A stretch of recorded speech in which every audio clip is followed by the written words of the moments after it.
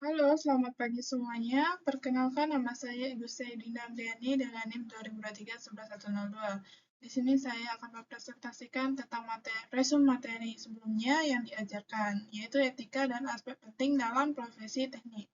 Nah, ini ada beberapa materi yang sudah saya ringkas dari materi yang sebelumnya yang sudah diberikan dan sudah diajarkan oleh uh, dosen saya sendiri. Yang pertama, etika dan profesi teknik itu definisinya prinsip dan norma moral yang harus diikuti oleh para profesional teknik dalam menjalankan tugas dan kewajibannya. Pentingnya etika itu membangun kepercayaan publik, menjaga profesionalisme, meningkatkan kualitas layanan. Selanjutnya adalah kode etik profesi teknik, yaitu seperangkat aturan yang mengatur perilaku profesional dalam lingkungan profesi teknik. Tujuannya itu menjamin kualitas dan integritas profesi, memberikan paduan dan menghadapi konflik. Contoh ada integritas, keselamatan, kewajiban menjaga profesionalisme dan nama baik dan semacamnya. Selanjutnya ada kode instalasi dalam profesi teknik, yaitu standar dan pedoman yang mengatur instalasi perangkat atau sistem kelistrikan di industri, yaitu tujuannya menjamin keselamatan kerja yang menghindari kerusakan atau bahaya yang dapat ditimbulkan oleh instalasi yang buruk. Contohnya kode instalasi listrik, kode untuk instalasi aviasi, dan lain-lain. Ini adalah sistem manajemen energi ISO 5001. Adapun sebelum pemakaiannya itu pengolahan energi tidak terstruktur, pemborosan energi tinggi, biaya tinggi. Setelah pemakaiannya, efisiensi energi meningkat, pengurangan biaya, pengurangan emisi karbon, dan kepatuhan terhadap ramah lingkungan.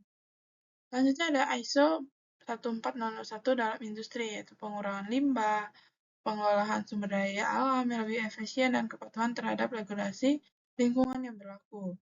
Nah, ini ada hak kekayaan intelektual dalam industri, bisa disingkat HKI, hak eksekutif, atau hak cipta intelektual.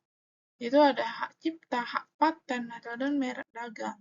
Nah, adapun aplikasi dan prosedur pendirian usaha bidang kelistrikan, yaitu registrasi perusahaan, perizinan usaha kelistrikan, mematuhi regulasi, standar keselamatan, persyaratan teknik dan manajemen, dan aplikasi itu menggunakan teknologi dan software.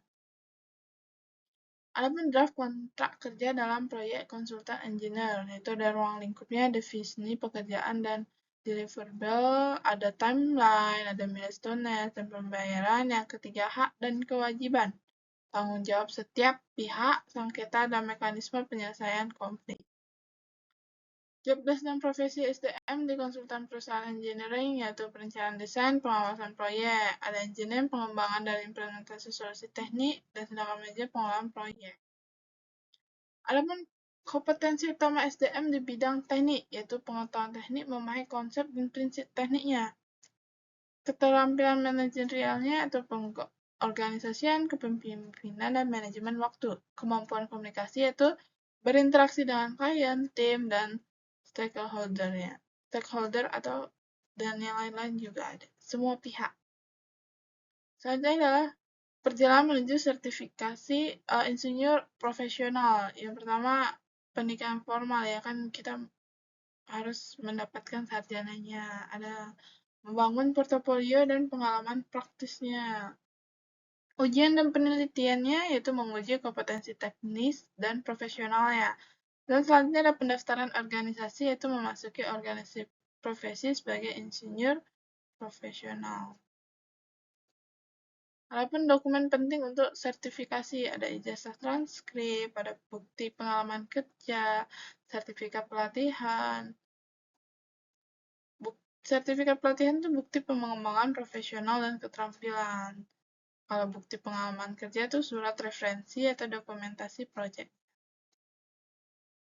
Selanjutnya ada yang terakhir, ada dilema etika dalam profesi teknik, yang dimana konflik dan kepentingan itu memilih antara kepentingan pribadi dan perusahaan.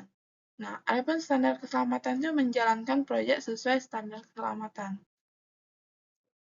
Yang terakhir itu adalah navigasi tantangan etika. Yang pertama, mengidentifikasikan masalah. Selalu mengidentifikasikan masalah, memahami konflik etika dan dampaknya. Yang kedua, cari solusinya, mencari solusi yang adil dan etis. Yang ketiga, komunikasi terbuka, berdiskusi dengan stakeholder yang terkait, yaitu kita bermusyawarah, mendapatkan mufakat yang baik, tetap pegang teguh pada prinsip, menjaga integritas profesionalis kita. Sekian dari materi yang sudah diberikan, yang sudah saya singkat, dan juga sangat semoga bermanfaat juga.